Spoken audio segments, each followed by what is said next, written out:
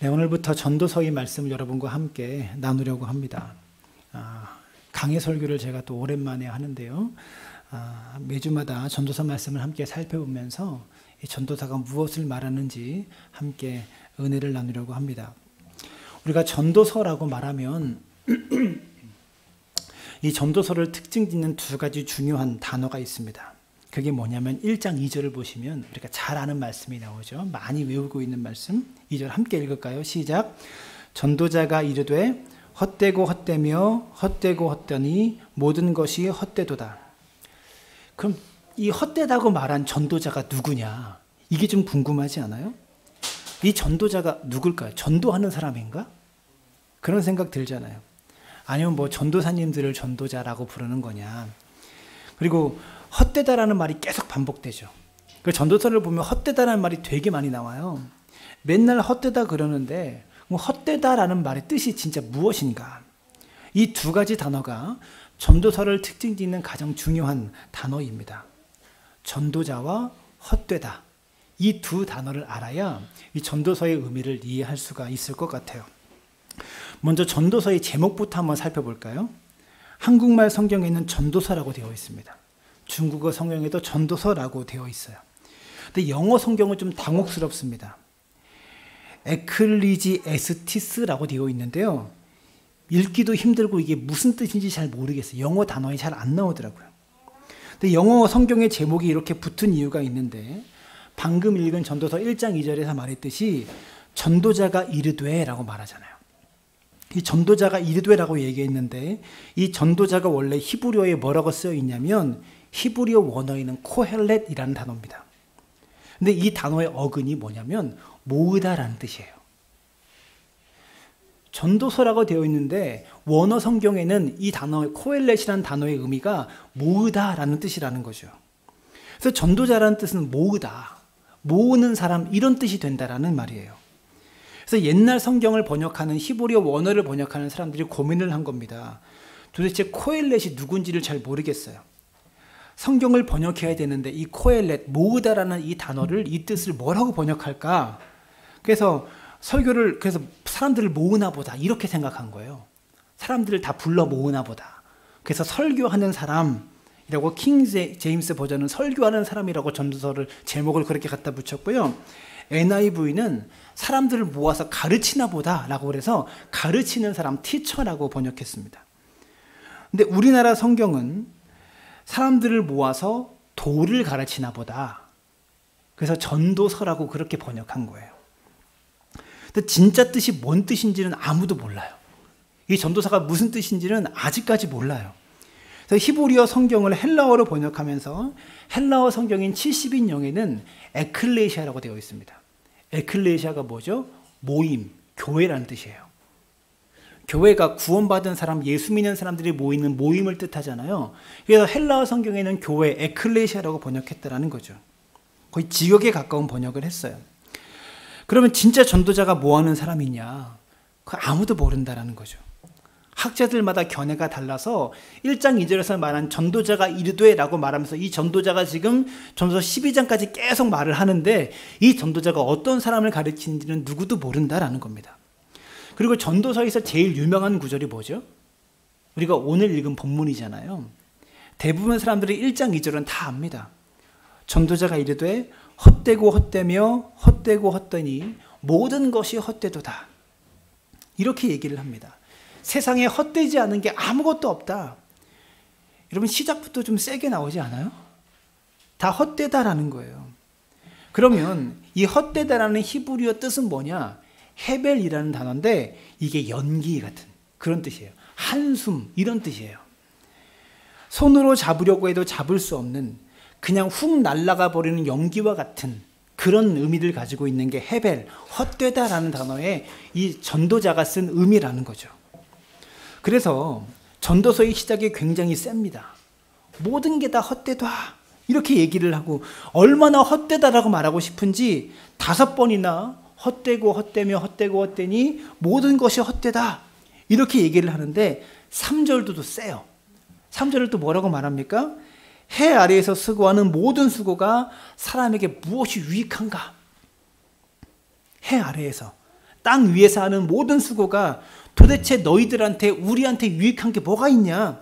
다 헛되다. 암만 너희가 세상에서 고생해봤자, 해 아래에서 고생해봤자 그게 다 헛된 것이다. 이렇게 얘기를 합니다. 그러면 우리가 세상에서 하는 모든 일들이 다 헛된 것이냐? 진짜 헛된 걸까요?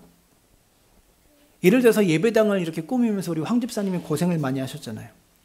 바닥에 필름 설치하고 또 강화마루 깔고 십자가 만들고 또 강대상 만들다가 손까지 다치셨는데 그 모든 수고가 다 헛된 거냐? 의미 없는 거냐? 하루하루 살면서 우리가 얼마나 힘들게 일합니까? 피곤하게 일합니까? 자존심 상해 가면서 어려움들 견뎌내면서 얼마나 힘들게 일합니까? 그 모든 게 다 헛된 것이냐? 그것에 대해서 오늘 생각해 보도록 하겠습니다. 여러분, 전도서라고 하면 어떤 느낌이 드세요? 여러분에게 전도서는 어떤 책입니까? 아마 길 가는 크리스천들에게, 길 가는 성도들에게 전도서는 어떤 책 같으세요? 라고 물어보면 뭐라고 말할까요? 아마 이렇게 대답할 것 같아요. 전도서 하면 헛되다라는 것 말고는 생각이 안 나요. 이렇게 말할 것 같아요. 전도서의 결론이 뭐죠? 세상의 모든 게 다 헛되다, 그런 얘기 아닌가요? 이렇게 대답할 것 같아요. 또 어떤 분은 전도서라고 말하면 뭔 말인지 하나도 모르겠다. 너무 어려워가지고 무슨 말인지 모르겠다. 이런 분들도 많이 계실 거고, 대부분의 성도들에게 물으면 이렇게 대답할 것 같은데, 만약에 예술가들에게 전도서는 어떤 책입니까? 라고 물으면 어떻게 대답할까요? 예술가들은요, 굉장히 다른 대답이 다 나올 수가 있어요. 어떤 예술가는 이렇게 얘기했습니다. 모든 책들 가운데 가장 진실한 책이다. 누가 말했냐면 모비딕의 저자인 허먼 멜빌이라는 사람이 이렇게 말했어요. 또 어떤 사람은 내 소설의 첫 부분에 전도서 1장 4절부터 7절까지를 인용했다. 이게 누구냐? 해밍웨이가 한 말입니다. 예술가들이나 철학자들에게 물어보면 전도서는 완전 다른 대답이 나와요. 예술가들은, 철학자들은 이 전도서라는 책을 굉장히 좋아합니다. 일반 사람들은 솔직히 잘 안 읽어요. 사는 게 의미가 없다 그러는데 누가 그 책을 좋아하겠어요? 오히려 은혜가 떨어지잖아요. 읽으면 읽을수록 뭐 이렇게 열심히 사는 게 무슨 의미가 있나, 이런 생각이 든다는 거죠. 또 세상을 삐딱한 시선으로 부정적으로 보는 것 같아서 재미가 없고 읽으면 좀 싫은 그런 책이잖아요. 성경책들로 좀 비교를 해보면, 자막을 보여주세요. 그 전도서가 한쪽 끝이라면 반대쪽 끝에는 잠언이 있어요. 이 잠언과 전도서가 완전 다른 책입니다. 시가 서로 불려, 그 가운데 욥기가 있어요. 이 세 권의 책이 욥기, 시편, 잠언, 전도서, 아가까지 5권의 책이 시가 서로 분류돼요. 잠언, 전도서, 욥기를 비교해 보자면 잠언과 전도서는 양쪽 끝에 있고요. 그 가운데 욥기가 있는 거예요. 잠언은 어떤 책입니까? 잠언은 지혜서인데요. 읽자마자 바로 적용이 가능한 지혜예요. 어떤 거냐면 전도서도 지혜서인데 잠언은 좀 쉽게 말해서 읽자마자 바로 적용할 수 있는 지혜들을 가르쳐요. 실용적인 지혜. 예를 들면 어떤 겁니까? 좀 더 자자, 좀 더 졸자, 손을 모으고 좀 더 누워있자 하면 내 빈궁이 강도같이 오며 내 곰핍이 군사같이 이르리라. 이게 무슨 뜻이죠? 이해하기 쉽잖아요. 열심히 일해라, 부지런히 살아라, 게으르게 살면 삶이 빈궁해지고 가난해진다, 이런 말이잖아요. 바로 그 자리에서 읽으면 적용 가능한 지혜를 담고 있는 게 잠언의 책이라는 거죠. 그래서 잠언 읽으면서 어렵다고 생각하는 사람 한 명도 못 봤어요. 근데 욥기는 좀 다릅니다. 잠언을 읽어보면 굉장히 단순하게 잠언의 말씀이 적용이 가능하고, 이렇게 살면 성공하겠구나, 이렇게 살면 잘 되겠구나 라는 적용이 가능한데, 욥기는 뭐를 말하고 있냐? 세상이 그렇게 만만한 게 아니야. 이걸 가르쳐주는 책이에요. 야, 너희가 열심히 일하면 다 잘 될 것 같냐? 게으르지 않고 부지런히 살면 일이 다 술술 풀릴 것 같냐? 이런 느낌이에요. 세상에 니들이 생각하는 것만큼 만만한 데가 아니야. 이거 가르쳐주는 게 욥기라고요. 욥기의 시작부터 뭐가 열리죠? 천상에서 회의가 열리잖아요. 그 회의에서 뭐가 결정돼요? 사탄한테 이렇게 말합니다. 여호와께서 사탄에게 욥의 모든 소유물을 다 내 손에 맡길 테니까 목숨만은 건드리지 말고 사탄 네가 알아서 한번 해봐. 이렇게 말하잖아요. 여러분, 천상에서 하늘에서 이런 결정이 다 내려졌는데 욥이 게으르지 않고 부지런히 산다고 해서 다 잘 될까요? 그게 아니라는 거죠. 세상이 그렇게 만만하지 않다는 거예요. 열심히 일하면 다 잘 되고 게으르면 다 망하고, 그게 아니라는 거죠. 근데 이 세상을 보면요, 게을러도 잘 되는 사람이 있잖아요. 열심히 일해도 망하는 사람이 있어요. 세상에 그렇게 간단하지 않다는 거죠. 욥기는 그것을 말해주고 있는 겁니다. 그러면 전도서는 뭐냐? 전도서는 굉장히 복잡한 책입니다. 이 세상에 대한 철학적인 고민을 하는 거예요. 깊은 고민. 정말 이거 헛된 거 아니야? 아무리 잠언을 읽고서 은혜 받아가지고 열심히 일해서 부지런히 산다고 한들, 그렇게 성공한다고 한들 그 헛된 거 아니야? 이렇게 반문하고 질문하는 게 전도서라는 책이라는 거죠. 그러니까 전도서와 잠언은 완전히 극단의 주장을 하는 거예요. 다 맞는 얘기긴 한데 완전히 상반되는 반대쪽의 주장을 서로 얘기하고 있다라는 거죠. 설교를 준비하면서 옛날에 전도서에 대해서 강의를 들었던 강의집을 제가 찾아보는데, 전도서에 대한 설명을 하면서 데카르트의 사상과 매우 밀접하게 연관되어 있다라고 이야기를 하더라고요. 사진을 한번 보여주세요. 철학자 데카르트 사진. 데카르트와 전도서를 비교해보면 데카르트는 1596년에 프랑스에서 아주 부유한 집안의 아들로 태어났습니다. 굉장히 잘 살았어요. 금수저를 물고 태어난 사람이에요. 근데 대학을 다니던 중에 이 데카르트가 자퇴를 합니다. 왜냐하면 데카르트는 진짜 진리가 뭐냐, 진짜 지식이 뭐냐, 이것을 철학적으로 계속 추구했던 사람이에요. 그러다 보니까 학교에서 내가 지금 공부하고 있는 지식이 진짜가 아닌 것 같다. 나는 요만큼이라도 거짓이 섞인 거 빼고 진짜를 찾아 나서야겠다. 진정한 지식, 변하지 않는 진리를 나는 찾아 나서야겠다 라고 해서 참된 지식을 찾기 위해서 여행을 떠납니다. 여기저기 여러 곳을 떠돌아다녀요. 근데 여기저기 다니다 보니까 가는 곳마다 진리라고 믿고 있는 게 서로 다른 거예요. A라는 지역에 가면 이것을 진리라고 철통같이 믿고 있는데, B라는 지역에 가보니까 이거 말고 다른 것을 믿고 있는 거예요. 예를 들어서 민간요법도 지역마다 다 다르잖아요. 뭐 벌에 쏘이면 어디는 된장을 발라라 그러고 어디는 다른 거를 발라라 그러고, 뭐 고스톱도 지역마다 하는 법이 다 틀리듯이 이 철학자 데카르트가 진짜 진리가 무엇인지 찾으려고 여행을 다니다 보니까 여기서 믿고 있는 진리, 저기서 믿고 있는 진리가 다 다르다라는 거죠. 여러분, 동양과 서양만 해도 다른 게 얼마나 많습니까? 그래서 가는 데마다 진리가 다르다. 그러면 요만큼이라도 거짓이 섞인 것 말고 진짜 확실한 진리가 뭐냐, 이것을 찾아 헤매는 거예요. 그래서 절대적인 진리를 깨닫기 위해서 고민하다가 이 사람이, 데카르트가 찾아낸 진리에 대한 탐구의 방법이 회의적인 탐구 방법이에요. 이게 뭐냐면 모든 걸 다 의심해 보는 거예요.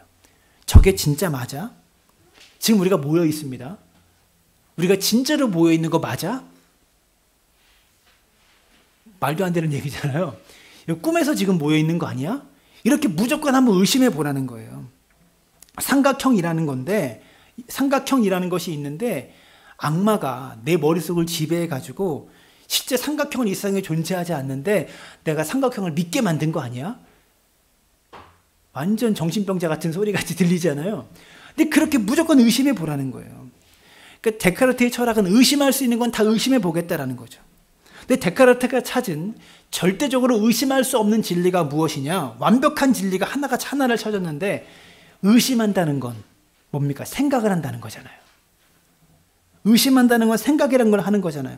그러니까 생각이라는 걸 내가 하고 있으니까 내가 존재한다는 것은 절대 의심할 수 없구나. 그래서 나는 생각한다. 고로 나는 존재한다. 이 말이 나온 거예요. 별것도 아닌 것을 뭐 그렇게 심각하게 찾는지, 내가 의심하고 있으니까 나는 생각하니까 나는 존재한다. 이것만은 확실한 진리구나. 이것을 찾았다라는 거죠. 데카르트가 찾은, 모든 것을 의심하면서 찾은 절대적인 진리는 뭐예요? 모든 것을 다 의심해 봐도 단 하나 의심할 수 없는 것은, 내가 생각하고 있구나. 나라는 존재는 존재하는 거구나. 이거 하나만큼은 찾았다라는 거죠. 이게 데카르트가 진리를 찾는 방법이다라는 것이죠. 근데 전도서가요, 바로 이런 책이에요. 모든 것을 다 헛되다라고 의심해 보라는 거죠.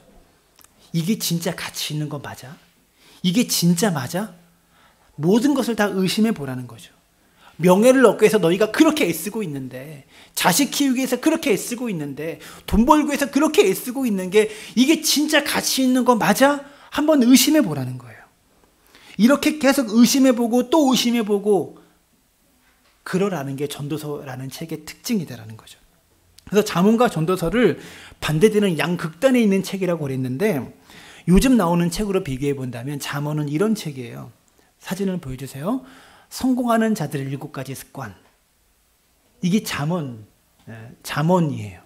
이런 책으로 비교할 수 있어요. 열심히 일해. 그러면 성공할 거야. 게으르지 마. 그러면 성공할 거야. 하나님 잘 섬겨. 그럼 성공하게 돼. 읽으면 바로 적용할 수 있는, 읽으면 바로 실천할 수 있는 그런 성공학 강의, 이런 것이 잠언이라고 말할 수 있어요. 근데 전도서는 복잡합니다. 철학책 같은 거예요. 철학은 어렵습니다. 그래서 전도서를 사람들이 싫어합니다. 읽다 보면 은혜가 떨어져서 1장 읽으면 다 도망가요. 레위기는 어려워서 도망가지만 전도서는 읽다 보면 짜증나서 도망가요. 그래서 전도서라는 책은 데카르트의 방식으로 읽어야 돼요. 내가 지금 하고 있는 게 진짜 맞아? 내가 하고 있는 게 진짜 가치 있는 거 맞아? 모든 것에 대해서 회의감을 가지는 방식으로 전부 한번 다 의심해 보는 거예요. 진짜 가치 있는 게 뭘까? 열심히 명예를 얻으려고 노력하는데 내가 추구하는 명예가 진짜 가치 있는 거 맞을까? 건강이라는 게 진짜 가치 있는 것일까? 이렇게 모든 것이 다 헛되다고 한번 의심해 보라는 거죠. 여러분, 전도서 1장 3절과 4절을 보시면 이렇게 말합니다. 해 아래에서 수고하는 모든 수고가 사람에게 무엇이 유익한가? 한 세대는 가고 한 세대는 오되 땅은 영원히 있도다. 사람이 하는 모든 수고가 뭐가 유익하냐? 어차피 사람은 사라지는데, 땅만 존재하는데, 한 세대는 가고 또 한 세대는 가면 남는 건 뭐예요? 땅밖에 없다. 우리가 태어나면 죽고 하는데, 인생이라는 건 다 보잘것없이 세상에서 사라지는 것이고 영원히 서 있는 건 땅밖에 없다. 저기 우뚝 서 있는 산밖에 영원한 것은 없다. 해 아래에 뭐 새 것이 있는 줄 아느냐? 과학자들이 아무리 새로운 것이라고 발명해봤자 하나님이 창조해 놓으신 것을 찾아내는 것이, 우주가 있으면서 무슨 만원경으로 블랙홀을 찾아내고 새로운 우주를 찾아내고 사진을 요즘 보여주고 그러잖아요. 그 아무리 찾아내봤자 니들이 새로운 거 발견한 건 줄 아냐? 하나님이 창조해 놓으신 것을 그냥 찾아낸 것 뿐이지. 해 아래는 새 것이 없다. 발명품을 만들어봤자 다른 사람이 만들어 놓은 것 이것저것 조합해서 만들어낸 게 발명품이지, 그게 진짜 네가 만든 건 줄 아냐? 지금 전도사가 이렇게 얘기하고 있는 거예요. 그러면 그렇게 헛되다라고, 세상의 모든 것이 다 헛되다라고 의심하며 사는 그런 전도자가 찾은 진짜 가치는 뭐냐? 데카르트가 전부 다 의심하다가, 내가 의심하고 있으니까, 내가 생각하고 있으니까 나는 존재하는구나, 이거 한 가지 깨달았는데, 그 전도사가 모든 것을 다 헛되다라고 의심해 보면서 진짜 깨달은 가치는 뭐냐? 그게 뭘까요? 오늘 그것을 한번 나누려고 그래요. 허무한 아름다움, 오늘 나누는 게 아니라 전도서 전체를 함께 나누면서 전도자가 찾은 진짜 가치 있는 것이 무엇인가를 함께 나누려고 해요. 허무한 아름다움이라는 책이 있습니다. 제가 대학교 때 시가서 강의를 들으면서 발견한 책인데요. 허무한 아름다움이라는 책의 사진을 보여주세요. 풀러 신학교에 로버트 존 스톤스라는 교수가 있습니다. 이분이 신학과에서 신학과 문학을 가르치는 교수예요. 보통 신학교에서 역사신학, 조직신학, 성서신학 이런 것들을 가르치는데 이분은 문학을 가르쳤어요. 근데 이 책이 어떻게 세상에 나오게 되냐면 2009년에 캠브리지 대학교에서 학술대회가 열렸습니다. 전도서 학술대회가 열렸는데 이 학자들이요, 그 교수들이 영화를 함께 보면서 영화에 나온 지혜와 전도서와 어떤 관련이 있는가, 이것을 토론하는 거예요. 그래서 학자들이 다 구약학 학자들이 모여가지고, 시가서를 전공한 구약학 학자들이 모여가지고요, 영화를 함께 봐요. 영화가 말하고 하는 것이 무엇인가를 찾아내고, 얼마 전에 그 존경한 드라마 재벌집 막내 아들을 봐도 의미가 있잖아요. 그 드라마가 말하고 싶은 뭔가가 있잖아요. 함께 그 성서학자들이 모여가지고 영화를 보면서 영화가 말하려는 게 무엇인가를 찾아내고 그 영화의 메시지와 전도서의 메시지가 어떤 관련이 있는가를 함께 토론하는 거예요. 그런 학술 대회예요. 그래서 영화의 지혜와 전도서라는 주제를 가지고 캠브리지 대학교에서 학술 대회가 열렸어요. 그 내용을 바탕으로 이 책이 나왔습니다. 그래서 이 책의 주제와 내용을 제가 그때 한번 살펴보면서 전도서를 설교할 때 영화를 가지고 설교하면 좋겠다라는 생각이 들어가지고요. 오래전부터 생각했는데 주일날 전도서 강의를 이제 시작하려고 마음을 먹으면서 전도서가 워낙 재미없는 책이잖아요.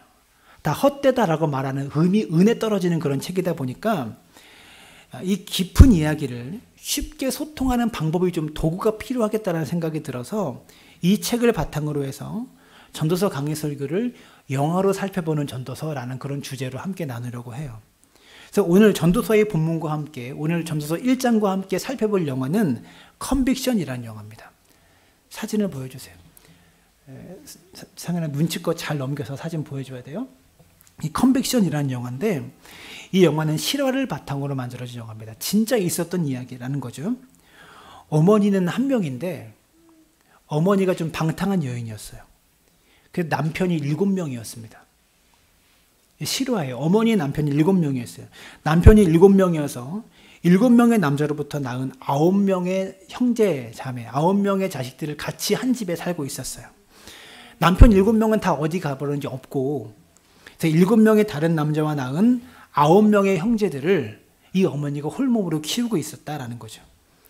근데 9명의 형제 자매 중에서 특히 1살 터울인 케니와 베티가 이 1살 터울 남매가 유독 아주 친하게 잘 지냈어요. 사진을 또 보여주세요.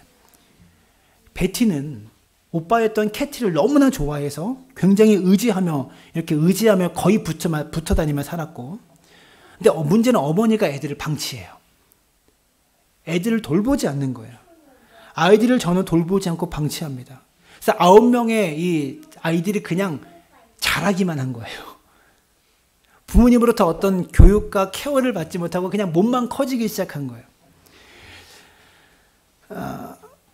그러는 가운데 케니와 베티는 서로를 의지하면서 그렇게 자라고 있었습니다. 세월이 흘러서 이 두 남매가 이제 성인이 되었을 때 1980년에 한 중년의 여인이 아주 잔인하게 살해가 됩니다.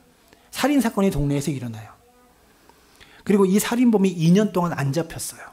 그러다가 나중에 경찰이 지목한 범인이 누구였냐면 바로 오빠인 케니였어요.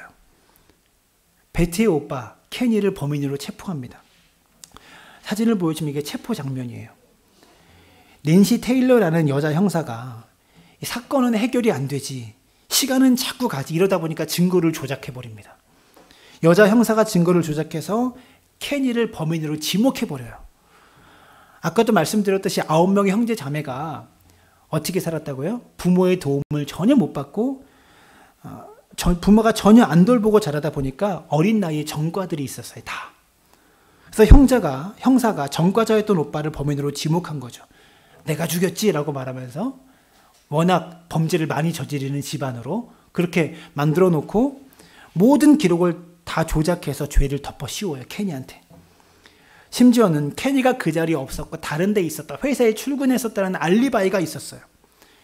회사 출퇴근 기록을, 알리바이를 입증할 수 있는 증거가 있는데 그 여자 형사 낸시 테일러가 그것을 확보했지만 덮어버려요.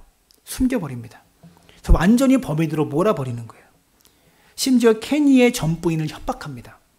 케니도 역시 결혼했다가 이혼했거든요. 케니의 전 부인과 현재 애인을 협박해요. 케니가 죽였다고 얘기해. 안 그러면 너를 감옥에 집어넣겠어. 사진을 보여주세요. 전 부인을 협박해서 이 전 부인이 법정에 나와서 거짓 진술까지 합니다. 그래서 결국 케니는 자기가 저지르지 않은 범죄로 가석방이 없는 종신형에 처해지고 말아요. 감옥에서 평생 있어야 되는, 가석방도 못 받는 종신형에 처해지고 맙니다. 그래서 감옥에 들어가서 케니는 어떡하냐? 너무 억울해서 자살 시도를 합니다. 감옥에서. 이 얘기를 들은 동생 베티가 너무 마음이 아픈 거예요. 그래서 오빠한테 가서 이렇게 얘기합니다. 오빠, 지금 국선 변호사가 우리를 도와주지도 않고 이 사건 해결에는 전혀 관심도 없어. 우리를 도와주는 사람은 아무도 없어. 그리고 우리는 가난해서 변호사를 살 돈도 없어, 오빠. 그래서 내가 오빠의 무죄를 밝히고 오빠를 빼내기 위해서 내가 변호사가 되겠어. 라고 결심을 해요. 자기가 공부해서 변호사가 되겠다는 거예요. 근데 문제는 베티의 학력이 고등학교 중퇴예요. 고등학교를 다니다가 자퇴했어요. 그런 환경에서 학교를 제대로 다녔겠습니까? 그런 집안 환경에서. 오빠를 위해서 고등학교를 중퇴한 이 여동생이 오빠를 위해서 자기가 변호사가 되겠다는 거예요. 그래서 이날부터 결심을 합니다. 변호사가 되기 위해서 공부를 시작해요. 도서관에 앉아서. 낮에는 호프집 가서 일을 하고 아르바이트를 하고 저녁에는 애들을 케어하며 자기 자식들을 케어하면서 밤에 열심히 공부해서 학점을 하나하나 따가지고 대학 졸업 자격을 얻고 로스쿨에 들어갑니다. 그렇게 동생이 변호사가 되기까지 13년이 걸렸어요. 근데 이 영화가 실화라고 말씀드렸죠. 13년 동안. 근데 마침 이게 옛날 얘기잖아요. 1980년대에 일어난 살인사건이었잖아요. 처음에 범행이 벌어졌을 당시만 해도 DNA 기술이 없었어요. 13년 동안 공부하는 과정 속에서 뭐가 생겼어요? DNA 기술이 생긴 거예요. 그래서 DNA 채취를 하면 범인이 누군지를 찾아낼 수 있는 결정적인 증거를 확보하는 거예요. 그래서 변호사가 된 다음에 이 사건에 접근할 수 있으니까, 기록물에 접근할 수 있으니까 기록물 보관실에 찾아가서 경찰을 찾아가서 우리 오빠 살인사건에 대한 증거물, 기록들을 다 좀 넘겨달라라고 그랬는데 문제는 이 사건이 지금 20년이 지난 얘기인데 20년이 지난 얘기인데 기록물 보관 기간이 지나서 다 파기했다는 거예요. 기록물을 다 파기했다. 거기에 나온 그 기록물에 나온 법인의 혈흔을 가지고 오빠의 DNA랑 비교를 해봐야 되는데 증거물 보관 기간이 지나도 한참 지난 거죠. 근데 베티는 오빠를 위해서 물러서지 않습니다. 포기하지 않습니다. 변호사의 신분으로 증거물을 확보하기 위해서 막 백방으로 뛰어다녀요. 일반인이라면 할 수 없는 일을 변호사의 신분으로 증거물을 찾기 위해서 할 수 있게 된 거예요. 우리 오빠가 잘못 기소가 돼서 잘못된 법정에 섰듯이 잘못된 판결을 받았듯이 기록물도 잘못돼서 어딘가 보관해 놓을 수 있지 않냐. 공소시효는 지났고 시간은 지났지. 공소시효가 아니죠. 기록물 보관 기간은 분명히 지났지만 뭔가 잘못돼서 어딘가 있을지 어떻게 아냐. 그래서 그거를 찾으러 백방으로 뛰어다닙니다. 근데 정말 기적 같은 일이 벌어져요. 시효가 지났기 때문에 폐기됐어야 했는데 범죄 기록부를 찾습니다. 범인의 혈흔이 기록된 범인의 혈흔이 보관되어 있는 기록을 찾았어요. 그래서 그것을 가지고 DNA 분석을 합니다. 그리고 결국 오빠가 범인이 아니었다는 것을 밝혀내요. 그래서 2001년에 결국 오빠가 석방됩니다. 사진을 또 보여주세요.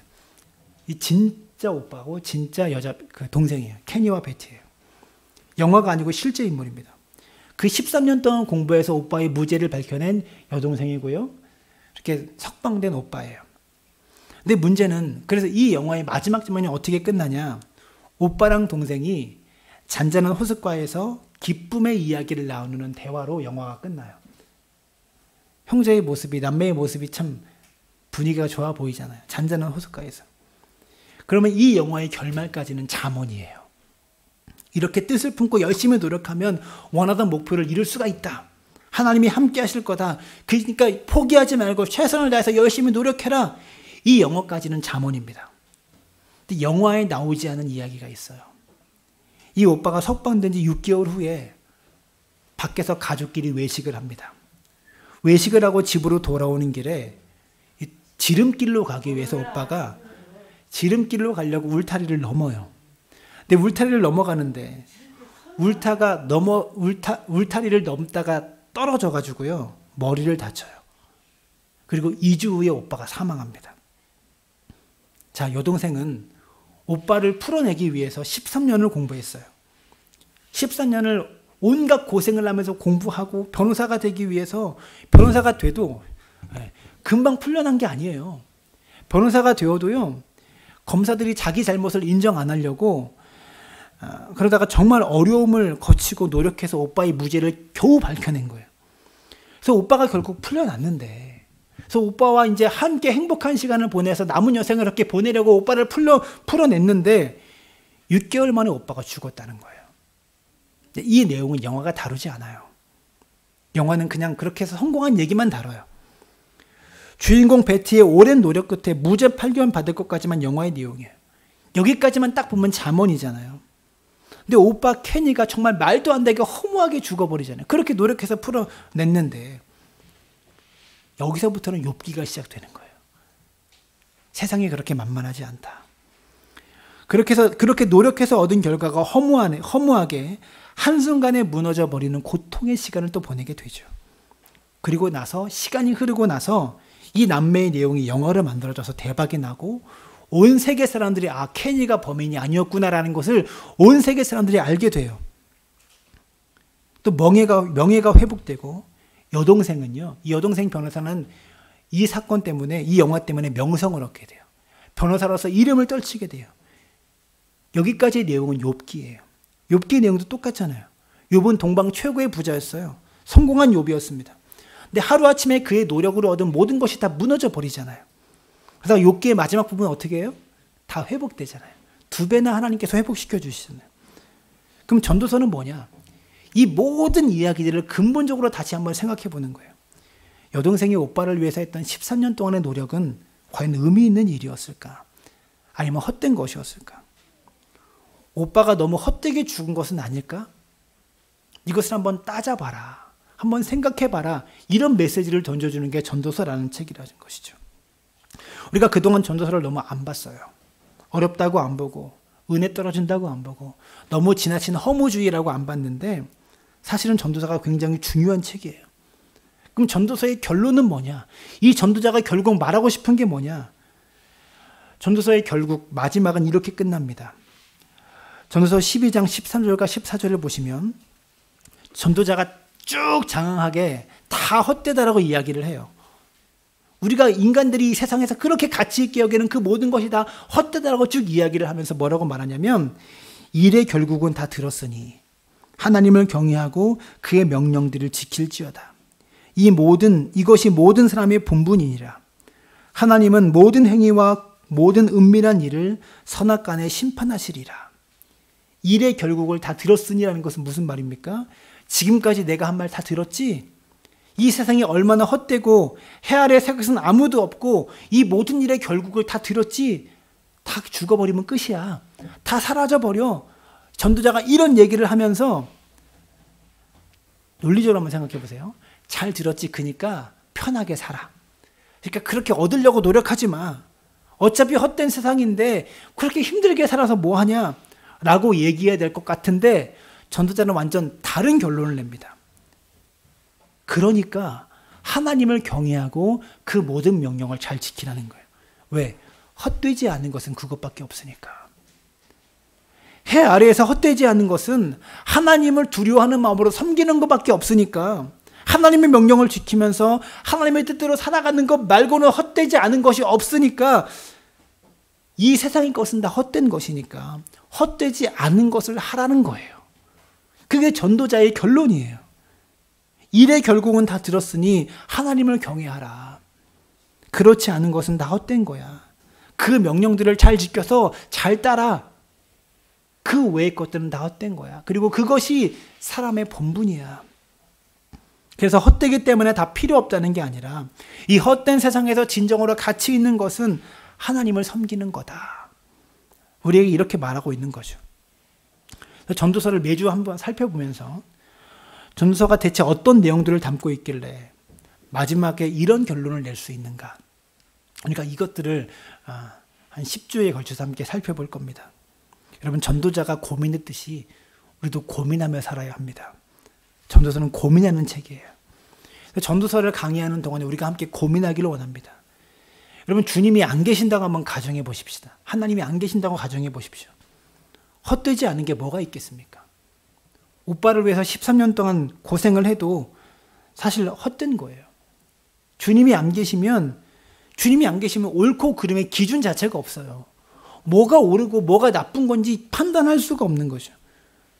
주님이 계시기에 옳고 그름이 있고 주님이 계시기에 모든 일에 참이 있고 거짓이 있는 겁니다. 그래서 주님이 이 땅에 안 오셨다면 그거야말로 모든 게 헛된 것이 되는 거예요. 그래서 우리가 헛되지 않게 살아야겠다. 진짜 헛되지 않은 것이 무엇인가? 전도자는 이렇게 결론을 냈죠. 하나님을 경외하고 그의 명령을 다 지켜라.